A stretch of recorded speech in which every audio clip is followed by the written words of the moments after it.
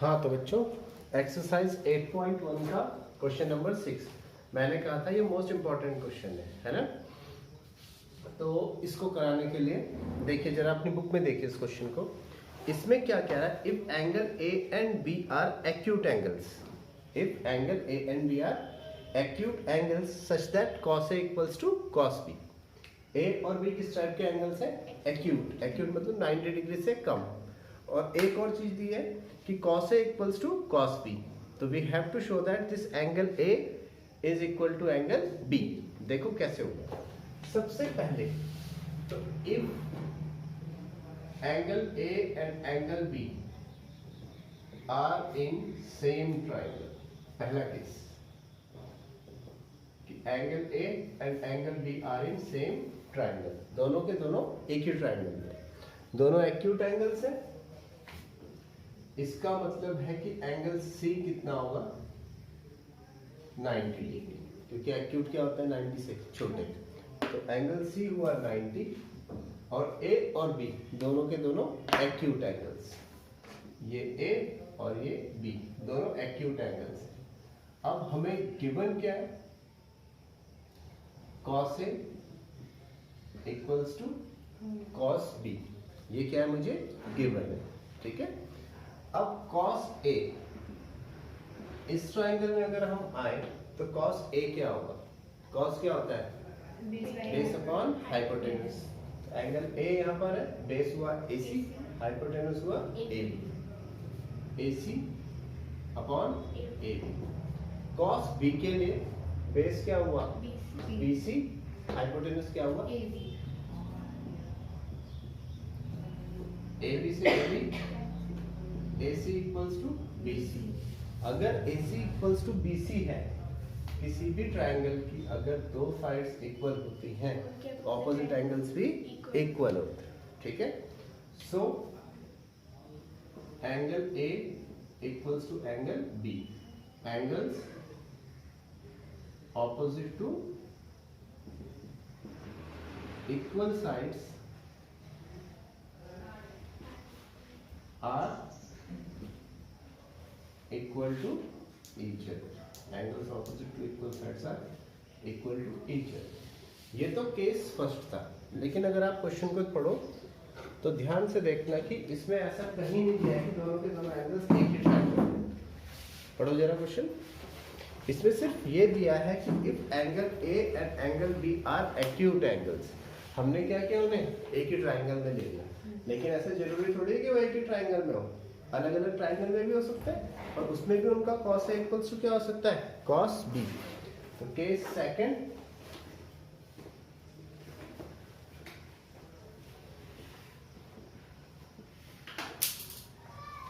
when angle A and angle B are in different triangles, angle A और angle B क्या है? Different triangles में। अगर ये डिफरेंट ट्राइंगल्स में है तो क्या होगा? देखो,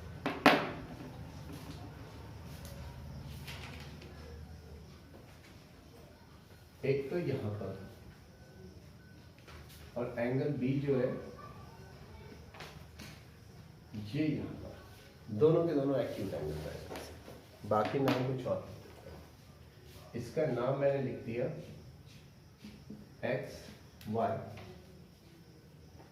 इसका नाम लिख दिया पी क्यू, दोनों के दोनों डिफरेंट ट्राइंगल्स में, ठीक है। अब हमें क्या गिवन है इसमें? Now cos A equals to क्या गिवन है? cos B। पहली चीज ये कि cos A इक्वल्स टू हमारा cos B गिवन है। तो इन दोनों ट्राइंगल्स में cos A देखिए, यहां पर cos A क्या होगा? AX upon AY, AX upon AY। यहां पर cos X क्या होगा? BP upon BQ। ये दो चीजें आपस में इक्वल हुए। अब इन दो चीजों को मैं उसके इक्वल मान लेता हूं।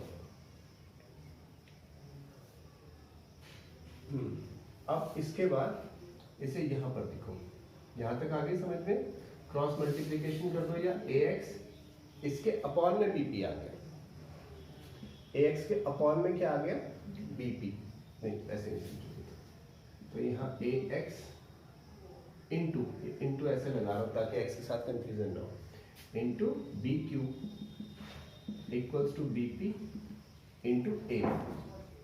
अब ए एक्स ऐसे ही रहा, इसके अपॉन में आ गया बी पी, ठीक है, इक्वल्स टू ए वाई, हाँ ए वाई कहाँ से आया, ठीक है ठीक है ठीक है, equals to A Y upon क्या आ गया, बी क्यू इक्वल्स टू मैंने मान लिया के, क्या मान लिया मैंने यहाँ से, के मान लिया, ठीक है। Now A X upon B P equals to क्या है, K, A X equals to K B P, ठीक है। इसको और इसको जब इक्वेट किया, A X upon B P equals to K, तो यहाँ से ए एक्स इक्वल्स टू क्या आ गया, के बी। ऐसे ही ए वाई अपॉन बी क्यू, ये भी किसके इक्वल है, के के, तो ए वाई इक्वल्स टू क्या हो गया, के बी क्यू। अब ठीक है, अब देखिए इन दोनों ट्राइंगल्स में हमें किस किस साइड के रेशो मिल गए हैं, ध्यान से देखो, हमें मिल गया है ए एक्स अपॉन बी पी, यहां पर देखो दूसरा क्या मिला है, ए वाई अपॉन क्या मिला है, बी क्यू। अब मुझे तीसरी साइड के रेशो निकालने हैं, X Y upon P Q, तो वो कैसे निकलेंगे, उसके लिए मुझे साइड्स निकालनी पड़ेंगी, X Y and P Q. तो वो दोनों साइड्स कैसे निकलेंगी, पाइथागोरस थ्योरम से। Now in triangle A Y X, A Y square या A X square plus X Y square equals to A Y square, यहाँ से आया X Y square equals to A Y square minus A X square, या X Y आया under root A Y square minus A X square. दूसरे triangle में आ जाइए, in triangle B P Q, B P Q, यहाँ पर देखो B P square plus P Q square equals to B Q square, या P Q square equals to B Q square minus B P square, ठीक है। तो यहां से जो हमारा पी क्यू आया वो आया under root B Q square minus B P square.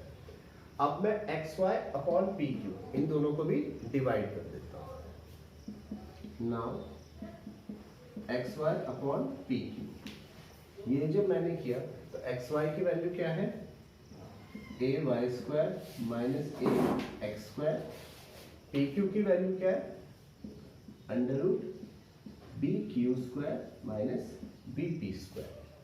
अब यहां से ए वाई और दूसरी वैल्यू क्या थी, ए एक्स, दोनों की वैल्यू को सब्स्टिट्यूट करो। Now substituting A X equals to K B P, K B P and A Y equals to K B Q B के।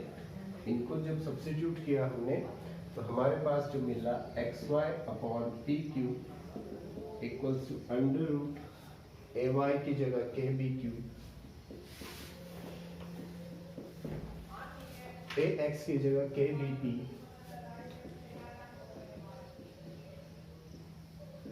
Upon under root B Q square minus B P square.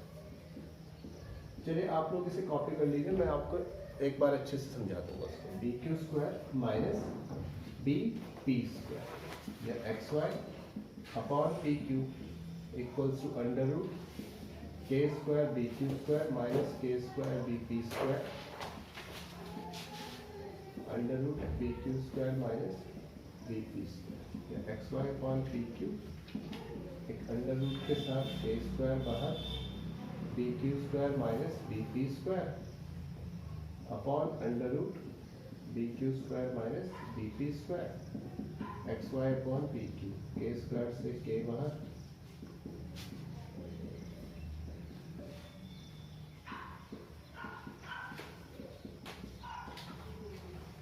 यहाँ पे ये cancel. तो from substituting the value of k in equation first, we get ax upon bp equals to ay upon bq equals to k के place पर आएगा xy upon pq, और by side triangle AXY is similar to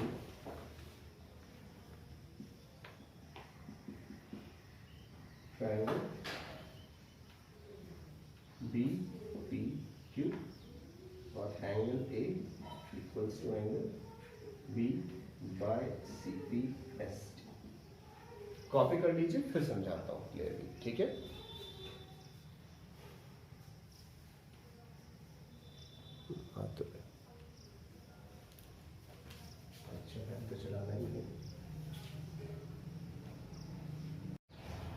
हाँ तो बच्चों एक बार दोबारा से समझ लीजिए। देखो क्वेश्चन पढ़िए, ये क्या कह रहा है, इफ इन अ ट्राइंगल, कोई भी एक ट्राइंगल है उसमें cos A equals to cos B है, उस ट्राइंगल का cos A, एक ट्राइंगल है और उसमें ये दिया है कि A एंड B, सबसे पहले तो ये दिया उस ट्राइंगल के A and B are acute angles, और उसमें cos A इक्वल्स टू क्या दिया है, cos B भी दिया है।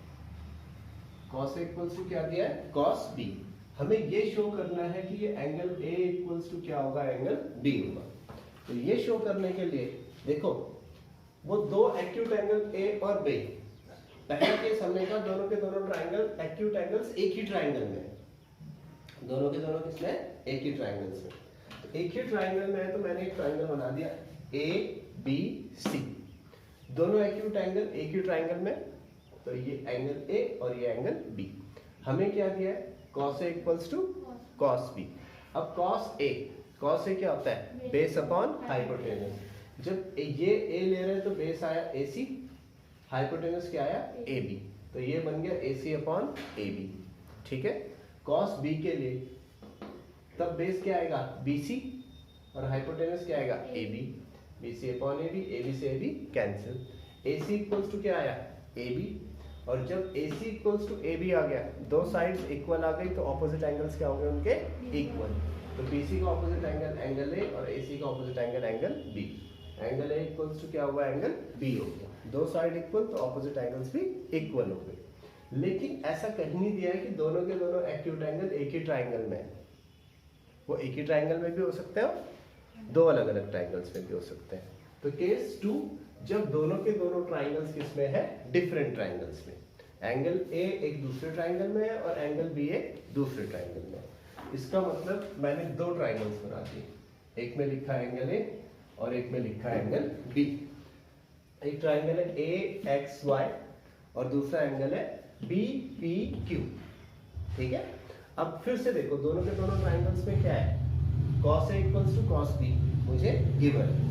अब cos A का मतलब AX upon AY, cos B का मतलब BP अपॉन BQ, ये क्या हो गए आपस में इक्वल। अब मैं इन दोनों एंगल्स को इक्वल कैसे कर सकता हूँ, A और B को कैसे कर सकता हूँ, जब ये दोनों के दोनों ट्राइंगल आपस में सिमिलर हो जाए तभी कर सकता हूँ। और सिमिलर करने के लिए साइड्स के रेशियो क्या होने चाहिए, सेम, ठीक है। तो मैंने इसको क्रॉस मल्टीप्लिकेशन कर दिया, जो हमारे पास cos A equals to cos B था। अब क्या आया, AX into BQ equals to BP into AY। अब AX के अपॉन में तो ले गया BP और AY के अपॉन में क्या ले गया, BQ। आपको भी सर इससे क्या फायदा हुआ, इससे ये फायदा हुआ है दोनों ट्राइंगल्स में AX upon BP equals to AY upon BQ। दो साइड का रेशियो तो क्या हो गया, सेम, लेकिन सिर्फ दो साइड के रेशियो से नहीं होता, तीसरी साइड का रेशियो भी इक्वल आना चाहिए। तो उसके लिए हमें क्या करना है, तीसरी साइड को निकालना है। भाई तीसरी साइड का रेशियो कब आएगा, जब तीसरी साइड होगी। तो तीसरी साइड निकालने के लिए इस ट्राइंगल में मैंने पाइथागोरस थ्योरम लगा दिया। है बेटा अपनी तरफ से मान लिया मैंने ax upon bp equals to ay upon aq equals to मैंने क्या मान लिया k। भाई ये और ये आपस में इक्वल है तो किसी चीज के इक्वल तो होंगे। जैसे अगर 2/3 और 2/3 आपस में इक्वल है तो ये 2/3 के इक्वल ही तो है, कोई रेशो कोई नंबर ही तो आएगा, है ना। तो इसी तरीके से ये रेशो और ये रेशो आपस में इक्वल है तो मैंने किसके मान दिया k के। अब मुझे थर्ड साइड का भी रेशो निकालना है। थर्ड साइड का रेशो यानी xy अपॉन क्या निकालना है pq।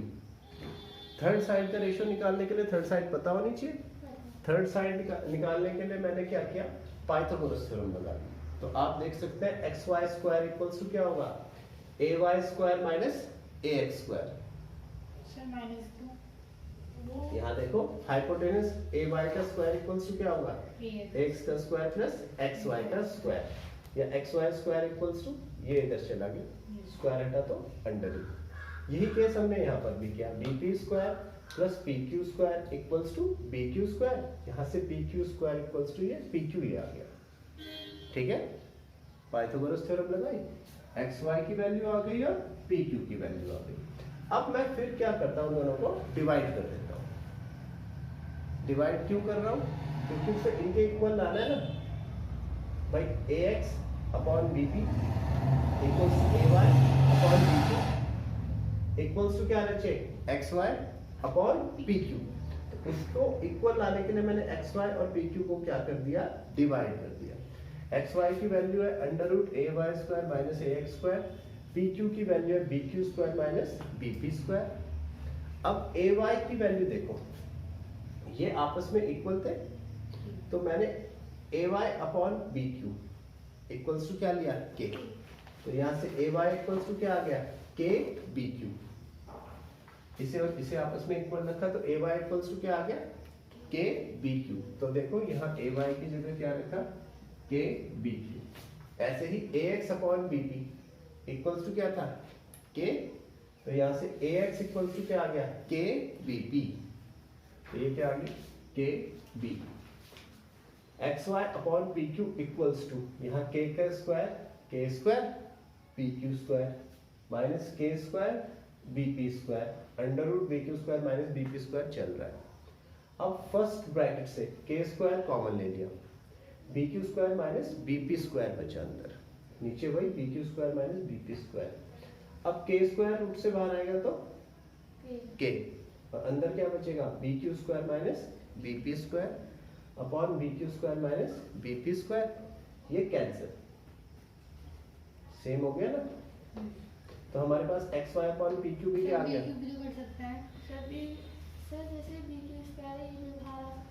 नहीं bq स्क्वायर अगर किसी से सब्ट्रैक्शन है तो बाहर नहीं आ सकता। अगर सिंपल है तो बाहर आ सकता है, लेकिन अगर किसी से सब्ट्रैक्ट हो रहा है ना बेटा तो फिर वो बाहर नहीं आ सकता, पहले सब्ट्रैक्ट होगा फिर बाहर आएगा। आप क्या पूछ रहे थे सर, ये कटा क्यों नहीं, जैसे bp स्क्वायर कट गया है कहाँ पर, यहाँ पे bq स्क्वायर bq स्क्वायर से bq स्क्वायर क्यों नहीं कटा बेटा, ऐसे नहीं कटेगा हमेशा। पहले कहीं ऐसा है अगर लिखा है तो ऐसे नहीं कटेगा, पहले ये सॉल्व होगा। ठीक है, तो यहाँ से k स्क्वायर कॉमन बाहर आ गया, k रूट के अंदर बचेगा bq square minus bp square under root bq square minus bp square. ये सेम है, ये क्या हो गया कैंसिल। तो xy अपॉन pq भी क्या आ गया k। अब इस k की जगह में क्या लिख सकता हूँ xy अपॉन pq। अब देखो साइड्स के ratio ax upon bp ay upon bq and xy upon pq। तीनों साइड्स के रेशियो क्या हो गए सेम। और अगर किसी ट्राइंगल की तीनों साइड्स के रेशियो सेम होते हैं तो वो दोनों ट्राइंगल होते हैं सिमिलर, और सिमिलर ट्राइंगल्स के एंगल्स क्या होते हैं आपस में इक्वल होते हैं। तो एंगल ए इक्वल्स टू होगा angle B by CPST, CT नहीं CPST। अब इसके बाद आ जाइए आप नेक्स्ट एक्सरसाइज जो है एक्सरसाइज 8.2।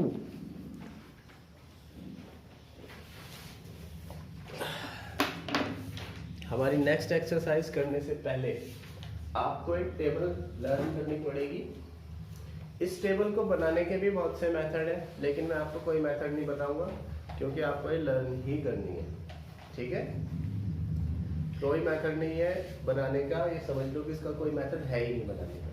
जब आपको लर्न करोगे तभी आप जो है कोई एग्जाम में अच्छा परफॉर्म कर पाओगे, नहीं तो टेबल बनाने में रह जाओगे। इसलिए आपको कोई मेथड नहीं बताना, डायरेक्ट लर्न करना है। कल सभी से मैं ये टेबल लिखवा के देखूंगा, उसके बाद आपको आगे का वर्क कराऊंगा। तो देखो, आपको ये तो पता है साइन, कॉस और टेन क्या है, ये साइड्स के रेशियो है। अब इनके डिफरेंट एंगल्स पर वैल्यू है, ये ट्रिग्नोमेट्रिक टेबल में हमें याद करनी है, ठीक है। तो यहाँ पर theta 0 degree, 30 degree, 45 degree, 60 degree and 90 degree. Theta में sine theta, cos theta, tan theta, इनके उल्टे, टेन थीटा का उल्टा कॉट थीटा होता है, कॉस थीटा का उल्टा होता है सेक थीटा, और साइन थीटा का उल्टा होता है कॉसेक थीटा। अब इनकी वैल्यूज देखिए, इनकी वैल्यूज हैं, साइन 0 डिग्री पर वैल्यू है 0, कॉस 30 पर 1/2, कॉस 45 1/2, अंडर रूट 3/2 और 90 पर है 1। अब कॉस के लिए देखो, कॉस 0 पर है 1, फिर आएगी कॉस 30 पर रूट 3/2, 1/2, 1/2 और लास्ट में 90, कॉस 90 पर वैल्यू 0 है। tan 0 पर वैल्यू 0 है, इस पर है 1/√3, 1/√3 और tan 90 पर नॉट डिफाइंड। कई जगह पर इसे इनफाइनाइट भी लिखते हैं और इसे रिप्रेजेंट करते हैं इस साइड से, ठीक है, इस टाइप से, उल्टा इस टाइप। अब cot थीटा 0 पर है, नॉट डिफाइंड, यहाँ पर मैंने इसका साइन बना दिया, नॉट डिफाइंड। 30 डिग्री पर है √3, 45 पर ये, यहाँ पर ये और यहाँ पर 0।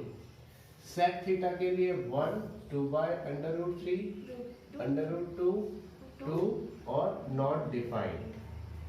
cosec थीटा के लिए नॉट डिफाइंड, 2, √2, 2/√3 और 1 का 1, ठीक है। कहाँ पर वो साइड ने ना कॉट पहले लिखा है, कोसाइन बाद में लिखा है, यही है टेबल। इसको जरा अपनी कॉपी में बनाओ पहले जी बच्चों। तो अब हम इसकी एक्सरसाइज 8.2 क्वेश्चन नंबर 1 पर आ जाते हैं। आसान है, बहुत ज़्यादा प्रॉब्लम नहीं है। क्वेश्चन नंबर 1 तो आप खुद कर लीजिएगा, चलो फर्स्ट का फर्स्ट पार्ट, मैं सेकंड पार्ट से स्टार्ट करता हूँ। ज़्यादा कुछ बड़ी बात नहीं है। 2 tan square 45 degree plus cos square 30 degree minus sine square 60 degree. बच्चों यहाँ पर स्पेसिफिकली ध्यान दो, अब इन वैल्यूज को मुझे सब्स्टिट्यूट करना है। आप अपनी टेबल से देख के बताओ, जिस बच्चे से मैं पूछूंगा वो, ठीक है। एक चीज और, ट्रिग्नोमेट्रिक रेशियोज में जैसे tan के बाद स्क्वायर है, इसका मतलब ये tan 45 का स्क्वायर है। जैसे यहाँ पर साइन के बाद स्क्वायर है, तो इसका मतलब साइन 60 डिग्री का स्क्वायर है। जैसे नॉर्मली तो हम क्या लिखते हैं, साइन 60 डिग्री का होल स्क्वायर, इसे ऐसे लिख देते हैं, ठीक है। रिया टेबल से देख के बता दें। 2 tan 45 की वैल्यू 1 और 1 का स्क्वायर।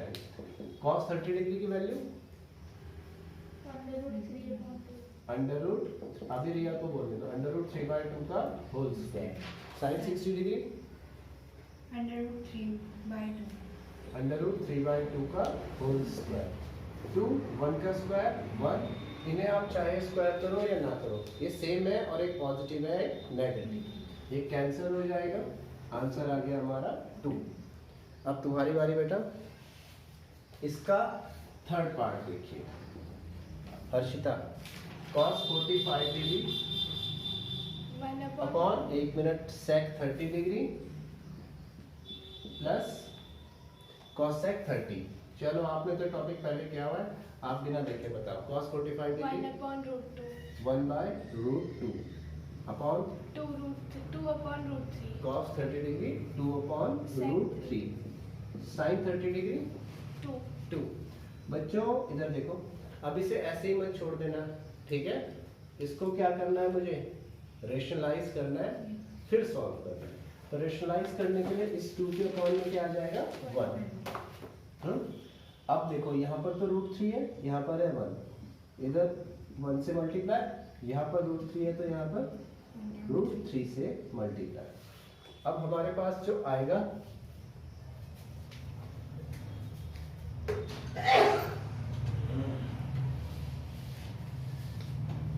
समझ में आ रहा है। अब देखिए यहाँ पर मेरे पास आया 1/√2 अपॉन 2 बन जा 2, √3 बन जा √3।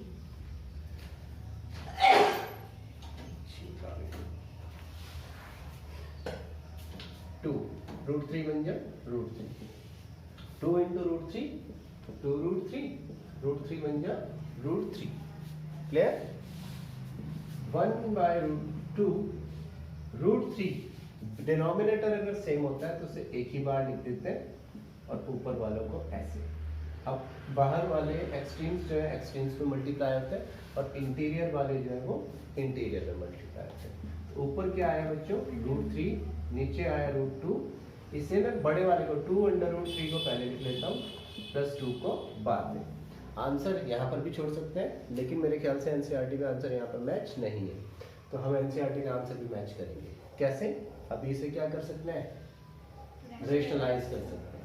तो रेशनलाइज करने के लिए √3 ऐसे ही रहा, इनको मल्टीप्लाई करो 2, √3 और √2 √6 प्लस 2 √2।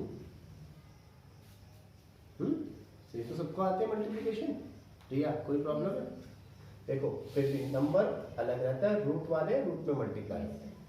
अब इसके रेशनलाइज करने के लिए इसके ऑपोजिट साइन से क्या कर दो, ऊपर नीचे मल्टीप्लिकेशन। तो देखो ये है 2/6 माइनस 2/2, इससे मैंने ऊपर नीचे मल्टीप्लिकेशन कर दिया। √3 2/6 माइनस 2/2, यहाँ पर आया a + b a - b, a² minus b²। ऊपर देखो 2, 6 3 जा कितना हुआ √18 माइनस 2, 3 2 जा कितना हुआ 6, नीचे 2 का स्क्वायर 4, √6 का स्क्वायर 6, 2 का स्क्वायर 4, √2 का स्क्वायर 2। या हमारे पास आ गया 2/18 माइनस 2/6 अपॉन 24 माइनस 8, 24 माइनस 8, ऊपर से 2 कॉमन, √18 माइनस √6, 24 माइनस 8 कितना हुआ 12, नहीं 16, 2 फिर 16 कट 8। और भी एक चीज आ सकती है, थोड़ा और सॉल्व करो, ये तो रूट का ही क्वेश्चन हो गया रेशनलाइजेशन का। √18 को कैसे सॉल्व कर सकते हैं, 3 3 9 2 18, √6 को तो नहीं आ सकता, यहाँ से 3 का पेयर और बाहर आ सकता है, तो 3 √2 माइनस √6/8। मेरी बात क्लियर हो गई समझ में? ठीक है, नॉर्मल वैल्यू रखनी है, आगे रेशनलाइजेशन करना है, इतना भी छोड़ सकते हैं। ठीक है, पर अगर 3 मार्क्स में आ गया तो शायद कोई टीचर 1 मार्क्स काट दे, अगर आंसर स्कीम में आ गया तो जहां तक हो सकता है वहां तक सॉल्व कीजिए।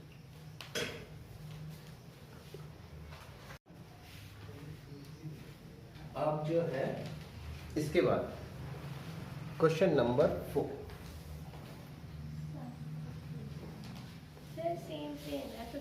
हाँ, कोई बात नहीं, करा देता हूँ 4th और 5th, इसमें ना उसमें दिक्कत हो जाती है ज़्यादा उसका रेशनलाइजेशन में।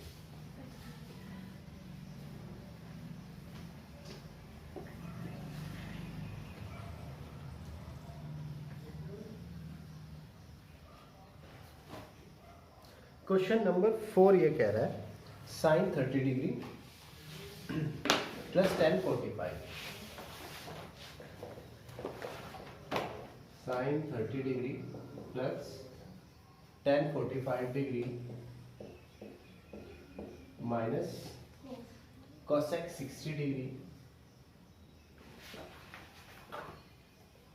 Upon sec 30 degree plus cos 60 degree plus cot 45 degree. हमें इसको इवेल्युएट करना है, ठीक है। तो फिर से वही प्रोसेस यूज करेंगे। हाँ जी, आस्था है। sin 30 डिग्री की value 1/2 tan 45 1 cos x 60 2/√3 sec 30 degree 2/√3 cos 60 1/2 cot 45 1 1। अब देखो एलसीएम ले लो, 1 के अपॉन में 1, 1 के अपॉन में 1, 2 1 और √3, इन सबका एलसीएम कितना आएगा रिया? 2√3। Very good, 2√3। अब मैं दूसरा मेथड यूज कर रहा हूँ, आप चाहे तो मल्टीप्लिकेशन भी कर सकते हैं। 2 से 2√3 डिवाइड, 2 से 2√3 डिवाइड कितना आएगा? √3। तो √3 को 1 से मल्टीप्लिकेशन प्लस 1 से जब इसे डिवाइड करेंगे ये पूरा का पूरा 2√3 का 2√3 बन जा 2√3। यहाँ √3 से √3 डिवाइड, 2 2 जा नहीं, √3 से √3 तो डिवाइड हो गया, कैंसिल हो जाएगा। हाँ कैंसिल हो गया, 2 बचा, 2 2 जा 4। यही 2√3 यहाँ पे, √3 से √3 डिवाइड, 2 2 जा 4, 2 फिर 2 कट हो गया, 2 फिर 2 कैंसिल, √3 बन जाए √3 और प्लस 2√3। देखो ये कैंसिल ही हो गया, इसको करने की जरूरत नहीं है। √3 बन जाए √3 प्लस 2√3 -4 और यहाँ पर 4 प्लस √3 प्लस 2√3। यहाँ पर आ जाएगा 2√3 और 1√3, 3√3 -4, 2√3 और 1√3, 3√3 प्लस 4। अब क्या करेंगे, इसको रेशनलाइज करेंगे। रेशनलाइज करने के लिए किससे मल्टीप्लिकेशन करेंगे रिया? ऑपोजिट साइन से, यानी 3√3 -4 और 3√3 -4। अब ऊपर अगर आप देखो तो 3√3 -4, 3√3 -4, इसका होल स्क्वायर हो जाएगा। वेरी गुड, 3√3 -4 का होल स्क्वायर, नीचे a² माइनस b², तो ये बनेगा a² plus b² minus 2a। Sir plus sign आएगा? नहीं, आप या तो ऐसे लिख लो, a² minus 2ab plus b² या a² plus b² minus 2ab लिख लो। ठीक, नेगेटिव साइन है ना, माइनस 2ab नेगेटिव ठीक है। है, मैंने उसे इधर लिख दिया। वैसे बात आपकी सही है, बीच में याद है। 3 का स्क्वायर 9 और √3 का स्क्वायर 3, 4 का स्क्वायर 16, यहाँ पर भी 3 का स्क्वायर 9, √3 का स्क्वायर 3, 4 का स्क्वायर 16, 3 2 जा 6 4 जा 24 √3, 27 minus 16, 27 plus 16, 24 √3 और यहाँ पर नीचे आया 11 और यहाँ पर आया 43 माइनस 24 √3 अपॉन 11। सर वहाँ पर क्या है? कहाँ पर बेटा? यहाँ पर, ऊपर 4, यहाँ पर इससे ऊपर 9 3 का स्क्वायर 9 √3, 4 का स्क्वायर 60, ठीक है, 3 2 6 4 24, ठीक है। ठीक है।